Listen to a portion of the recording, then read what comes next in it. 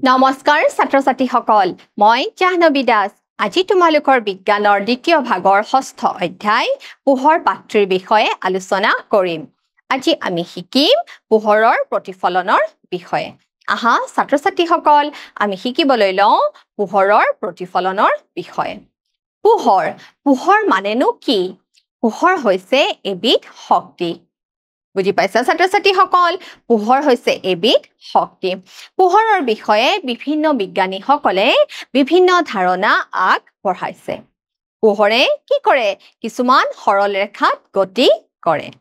কোনো বিজ্ঞানীয়ে আকৌ ধাৰণা আগবঢ়াইছিল যে পোহৰে বক্ৰপথৰেও গতি কৰে গতিকে পোহৰৰ বিষয়ে আমি শিকো আহা আমি যে আমাৰ এই ধুনীয়া পৃথিৱীখন দেখা পাইছো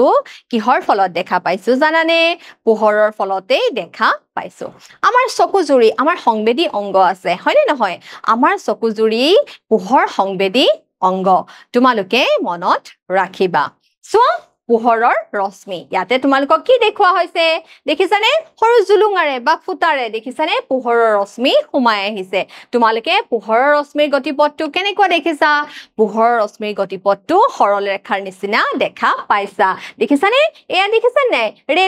ৰেলৰ পৰা কেনেদৰে দেখিছানে পোহৰৰ ৰশ্মি কেনেকুৱা সৰল ৰেখাত যোৱা নিচিনা লাগিছে হয়নে নহয় চোৱা পোহৰে সৰল ৰেখাত গতি কৰে এডাল পোন আৰু এডাল বেকা নলীৰ মাজেৰে জ্বলি থকা মমবাতি নিৰীক্ষণ দেখিছানে এডাল পোন নলী দেখিছা এডাল হৈছে পোন নলী হয়নে নহয় আৰু এডাল কেনেকুৱা নলী আৰু এডাল বেকা নলীৰ মাজেৰে কি কৰিছে এডাল জ্বলি থকা মমবাতিৰ কি কৰা হৈছে পোহৰৰ ৰশ্মিৰ গতিপথৰ নিৰীক্ষণ কৰা হৈছে দেখিছানে দুই ধৰণৰ কাঁচৰ নলীৰে কি নিৰীক্ষণ কৰা হৈছে জ্বলি থকা মমবাতিৰ পোহৰ নিৰীক্ষণ কৰা হৈছে পোহৰে সৰলৰেখাত গতি কৰে এই ক্ৰিয়াকলাপটোৱে দেখুৱাইছিল যে পোহৰে সৰল ৰেখাত গতি কৰে এখন মসৃণ মানে মিহি এখন মসৃণ অথবা চিকমিকাই থকা বা জিকমিকনি থকা চিকমিকাই থকা পৃষ্ঠত পোহৰ পৰিলেনো কি ঘটে দেখিছানে এখন মসৃণ মিহিতল বা চিকমিকাই থকা পৃষ্ঠ এখনত আহি যদি পোহৰ পৰে তেতিয়ানো আমি কেনেকুৱা ধৰণৰ পৰিঘটনা দেখিবলৈ পাওঁ চোৱা পোহৰৰ প্ৰতিফলন পোহৰৰ দিশ সলনি কৰাৰ এটা উপায় হ'ল যে ইয়াক চিকমিকাই থকা দেখিছানে চিকমিকাই থকা পৃষ্ঠ এখনত পৰিবলৈ দিব লাগিব দেখিছা পোহৰৰ দিশ সলনি কৰাৰ এটা উপায় হ'ল যে ইয়াক চিকমিকাই থকা পৃষ্ঠ এখনত পৰিবলৈ দিব লাগিব এখন চিকমিকাই থকা নিষ্কলংক তীখাৰ ঠাল বা চামুচ পোহৰৰ দিশ কি কৰিব পাৰে সলনি কৰিব পাৰে দেখিছানে কি আচৰিত কথা এখন চিকমিকাই থকা নিষ্কলংক তীখা ষ্টেইনলেছ ষ্টীলৰ ঠাল দেখিছানে বা চামুচে পোহৰৰ দিশ কি কৰিব পাৰে সলনি কৰিব পাৰে দেখিছানে এখন খুব চিকমিকাই থকা চামুচ এই চামুচখনত যদি পোহৰ আহি পৰে তেনেহলে সেই পোহৰ ৰশ্মিৰ গতিপথ কি হ'বলৈ ধৰে জানানে সলনি হ'বলৈ ধৰে এখন ধৰা চিকমিকাই থকা পৃষ্ঠ হয়নে নহয় এই চিকমিকাই থকা পৃষ্ঠখনত যদি কি হয় পোহৰ ৰশ্মি আহি পৰে তেতিয়া সেই পোহৰ ৰশ্মিৰ কি হ'ব পাৰে গতিপথ সলনি হ'ব পাৰে পোহৰ ৰশ্মিৰ গতিপথ কি হৈ যাব পাৰে সলনি হ'ব পাৰে দেখিছানে আৰু এই পৰিঘটনাটোকে যে পোহৰ ৰশ্মিৰ গতিপথ সলনি হয় তাকে কি বুলি কোৱা হয় জানানে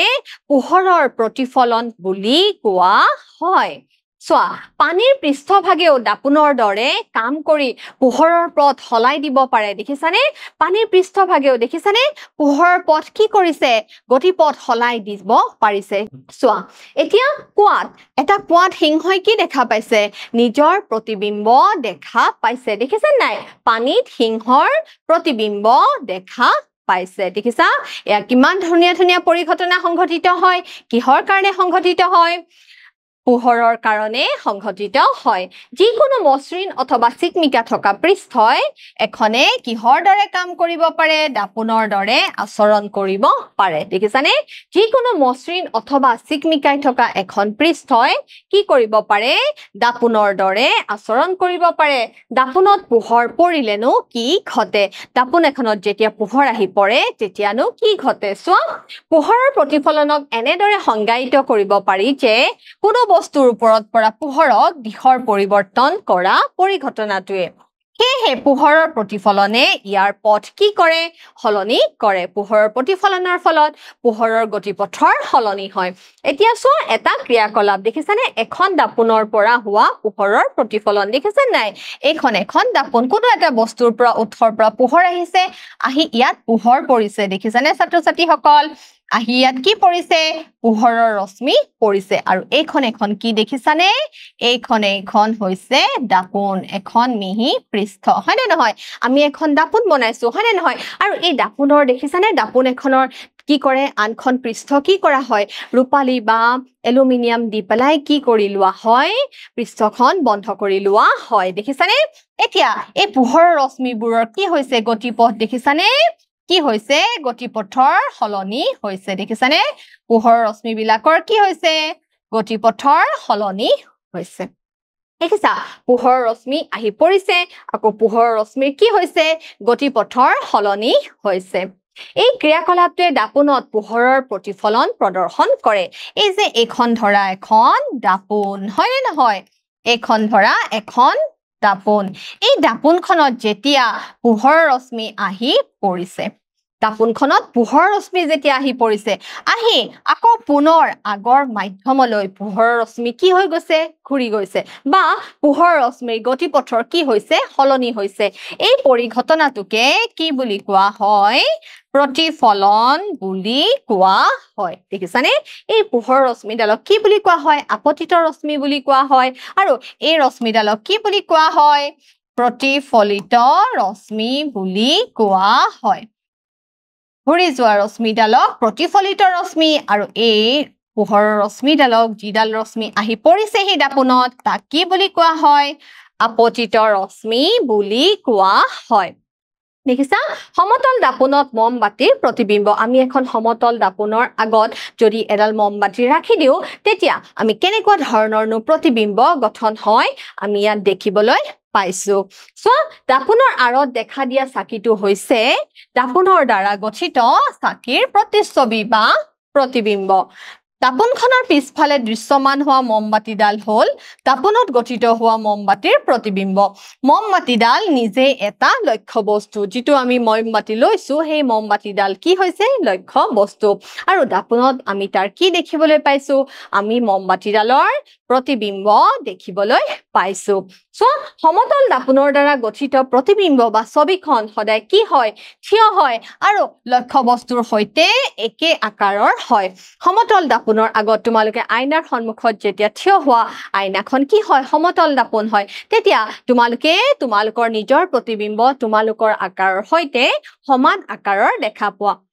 খালি এটা কথা হয় তোমালোকে যেতিয়া সো হাতখন দাঙি দিয়া তোমালোকে আইনাত কেনেকুৱা লাগে তোমালোকৰ আইনাত যেন বাও হাতখন কি হৈছে উঠা গৈছে গতিকে কি হয় সমতল দাপোনৰ ক্ষেত্ৰত অসৎ প্ৰতিবিম্ব গঠন হয় এটো আমি ইয়াৰ পিছৰ সময়ত কবলৈ গৈ আছো চোৱা প্ৰতিবিম্ব মানেনো কি দাপোনখনে আপতিত ৰশ্মিৰ দিশ সলনি কৰে প্ৰতিফলিত পোহৰৰ দিশেৰে দাপোনখনলৈ লক্ষ্য কৰিলে মমবাতিৰ কি দেখা যায় জানানে প্ৰতিবিম্ব দেখা যায় দেখিছানে এয়া হৈছে মমবাতিডাল হৈছে লক্ষ্য বস্তু আৰু এয়া কি গঠিত হৈছে এয়া প্ৰতিবিম্ব বা প্ৰতিচ্ছবি গঠিত হৈছে প্ৰতিবিম্ব সমূহক সৎ আৰু অসৎ প্ৰতিবিম্ব হিচাপে শ্ৰেণীভুক্ত কৰা হয় বা শ্ৰেণী বিভাজন কৰা হয় প্ৰতিবিম্ব দুই প্ৰকাৰ হ'ব পাৰে সৎ প্ৰতিবিম্ব আৰু অসৎ প্ৰতিবিম্ব আৰু যিবোৰ প্ৰতিবিম্ব পৰ্দাত স্ক্ৰীনত মানে পৰ্দাত ধৰা পেলাব পাৰি তেনেকুৱা প্ৰতিবিম্বক সৎ প্ৰতিবিম্ব বুলি কোৱা হয়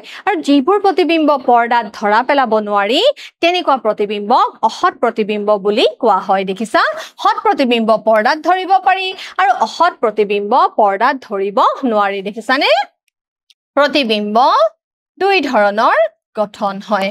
কেনেকুৱা সৎ প্ৰতিবিম্ব আৰু কি প্ৰতিবিম্ব অসৎ প্ৰতিবিম্ব সৎ প্ৰতিবিম্ব পৰ্দাত ধৰা পেলাব পাৰি অসৎ প্ৰতিবিম্ব পৰ্দাত ধৰা পেলাব নোৱাৰি দেখিছানে প্ৰতিবিম্ব আইনাখনৰ পিছফালে যিমান দূৰত্বত থাকে ঠিক সেইদৰে বস্তুটো তাৰ সন্মুখত থাকে দেখিছানে এটা ক্ৰিয়াকলাপ দেখিছা নাই এখন এখন সমতল দাপোন দাপোনৰ আগত এটা কি ৰাখা হৈছে লক্ষ্য বস্তু ৰাখা হৈছে এই লক্ষ্য বস্তুটো দাপোনখনৰ পৰা যিমান দূৰত্বত থাকিব সেই একেই দূৰত্বত আকৌ কি গঠিত হ'ব প্ৰতিবিম্ব গঠিত হ'ব সোৱা সোনে বাও তুমি যেতিয়া নিজৰ প্ৰতিবিম্বটো সমতল দাপোনত প্ৰত্যক্ষ কৰা দেখিছানে নিজৰ প্ৰতিবিম্বটো যেতিয়া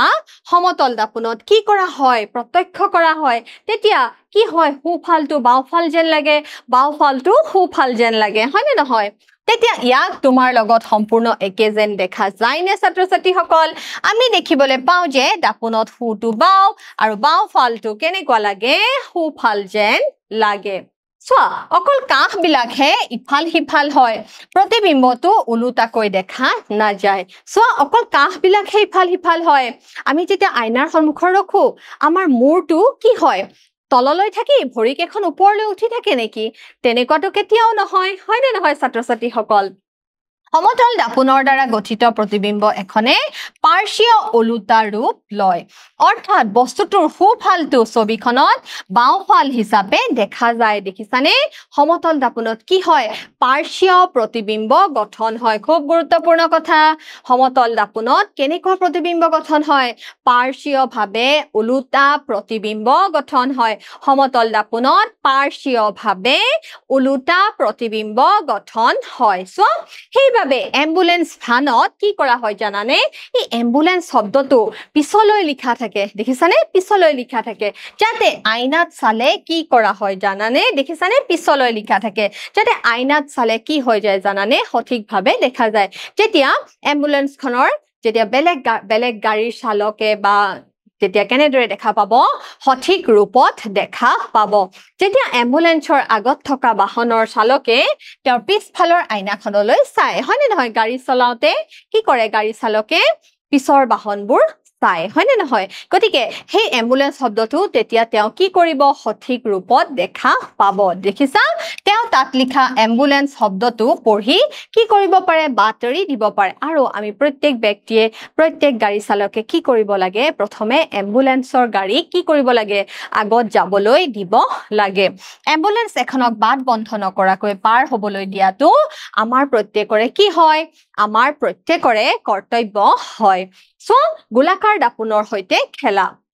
এখন চামুচৰ বৰ্হি ভাগত গঠিত প্ৰতিবিম্ব চামুচ এখনৰ অন্তৰ্ভাগত গঠিত প্ৰতিবিম্ব সোৱা এয়া এখন কি দেখুৱা আছে চামুচ চিকমিকাই থকা চামুচ দেখিছানে চামুচ এখনৰ কি হয় জানানে গোলাকাৰ দাপোনৰ উদাহৰণ হয় চামুচ এখনৰ ভিতৰ ভাগো কি কৰিব পাৰে দাপোন হিচাপে কাম কৰিব পাৰে আৰু যি বাহিৰ ভাগ থাকে সেই বাহিৰ ভাগেও কি কৰিব পাৰে দাপোন হিচাপে কাম কৰিব পাৰে দেখিছানে চামুচৰ অন্তৰ্ভাগত হোৱা প্ৰতিবিম্ব আৰু চামুচৰ বৰ্হি ভাগত হোৱা গঠিত প্ৰতিবিম্ব সো চামুচখনৰ বাহিৰৰ ফালটো তোমাৰ মুখৰ সন্মুখলৈ আনি তালৈ চোৱা তুমি তাত নিজৰ প্ৰতিবিম্বটো দেখিছানে সমতল দাপোনত দেখা প্ৰতিবিম্বতকৈ এই প্ৰতিবিম্বটো কি হৈ যায় জানানে বেলেগ ধৰণৰ হয় এই প্ৰতিবিম্বটো থিয়নে প্ৰতিবিম্বৰ আকাৰ লক্ষ্য বস্তুৰ তুলনাত একেনে সৰুনে ডাঙৰ হয় দেখিছানে সমতল দাপোন আৰু গোলাকাৰ দাপোন গতিকে সমতল দাপোন আৰু গোলাকাৰ দাপোনৰ ক্ষেত্ৰত কি হৈ যায় জানানে প্ৰতিবিম্বৰ আকাৰ আকৃতি আৰু প্ৰকৃতিৰ কি হৈ যায় সলনি হয় সোৱা যেতিয়া আমি চামুচৰ ভিতৰ ফালটো ব্যৱহাৰ কৰি চাওঁ মানে নহয় চামুচৰ যেতিয়া আমি ভিতৰ ফালটো কথা চিন্তা কৰো এবাৰ তুমি নিজৰ প্ৰতিবিম্ব থিয় আৰু আকাৰত ডাঙৰকৈ দেখাৰ কি আছে জানানে সম্ভাৱনা আছে যদি তুমি চামুচখন তোমাৰ মুখৰ পৰা দূৰলৈ নিয়া তেন্তে প্ৰতিবিম্বটো কি হ'ব পাৰে উলুটাকৈ দেখা দিব পাৰে চামুচ এখনৰ চিকচিকিয়া বক্ৰ পৃষ্ঠই এখন কি কৰে জানানে দাপোনৰ দৰে কাম কৰে চামুচ এখনৰ যি বক্ৰ পৃষ্ঠ থাকে সি দাপোনৰ দৰে কাম কৰিব পাৰে বক্ৰ দাপোনৰ অতি সাধাৰণ উদাহৰণ হৈছে গোলাকাৰ দাপোন চামুচ এখনৰ ভিতৰ পৃষ্ঠখন অবতল দাপোনৰ দৰে আৰু বাহিৰৰ পৃষ্ঠখন কি কৰা হয় জানানে উত্তল দাপোনৰ দৰে দেখিছানে চামুচ এখনৰ ভিতৰৰ এই যে ভিতৰ পৃষ্ঠখন কি কৰে অবতল দাপোনৰ দৰে দেখিছানে চামুচ এখনৰ এই ভিতৰ পৃষ্ঠখন দেখিছা নাই এই ভিতৰ পৃষ্ঠখন কি বুলি কোৱা হয় অবতল দাপোনৰ দৰে আৰু যে এই বাহিৰৰ পৃষ্ঠখন দেখিছানে এই বাহিৰৰ পৃষ্ঠখন কি কৰা হয় উত্তল দাপোনৰ দৰে কাম কৰে দেখিছানে এই বাহিৰৰ পৃষ্ঠখনে কি দাপোনৰ নিচিনা কাম কৰে উত্তল দাপোনৰ দৰে কাম কৰে অবতল আৰু উত্তল দাপোনক কিয় গোলাকাৰ দাপোন বোলা হয় দেখিছানে কি কৰা হৈছে ইয়াতে এইখন হৈছে উত্তল পৃষ্ঠ দেখিছানে এইখন হৈছে উত্তল পৃষ্ঠ আৰু এইখন হৈছে ভিতৰ যিখন এইখন হৈছে অবতল পৃষ্ঠ এখন গোলাকাৰ দাপোন এটা গোলকৰ অংশৰ দৰে দেখিছানে এটো এটা গোলক এই গোলকটো কি কৰিছে কাটি যেটো ভিতৰৰ অংশ ভিতৰলৈ সোমোৱা অংশ হয় নে নহয় হে ভিতৰ সোমোৱা অংশ কি বুলি দাপোন হিচাপে ব্যৱহাৰ কৰিলে কি বুলি কোৱা হয় অবতল পৃষ্ঠ বুলি কোৱা হয় আৰু যি বাহিৰলৈ উফন্দি উঠা অংশ সেই অংশ কি বুলি কোৱা হয় জানানে উত্তল দাপোন হিচাপে কোৱা হয় গোলাকাৰ দাপোনৰ প্ৰতিফলক পৃষ্ঠ যদি অবতল ভিতৰলৈ ঘূৰ খোৱা হয় দেখিছানে ভিতৰলৈ ঘূৰ খোৱা হয় নে নহয় ভিতৰলৈ ঘূৰ খোৱা তেতিয়া তাক কি বুলি কোৱা হৈছে অবতল দাপোন বুলি কোৱা হৈছে যদি প্ৰতিফলক পৃষ্ঠ উত্তল উঠঙা বাহিৰলৈ ওলোৱা হয় তেতিয়া তাক কি বুলি কোৱা হৈছে উত্তল দাপোন বুলি কোৱা হৈছে দেখিছানে প্ৰতিফলক পৃষ্ঠ উফন্দি উঠা হয় নে নহয় উঠঙা তাক কি বুলি কোৱা হৈছে উত্তল দাপোন বুলি কোৱা হৈছে এতিয়া তোমালোকে মোক এটা পৰীক্ষা দিব লাগিব যিকোনো মসৃণ অথবা চিকমিকাই থকা পৃষ্ঠই দেশৰ দৰে আচৰণ কৰে কেনেদৰে আচৰণ কৰে ছাত্ৰ ছাত্ৰীসকল দাপোনৰ দৰে আচৰণ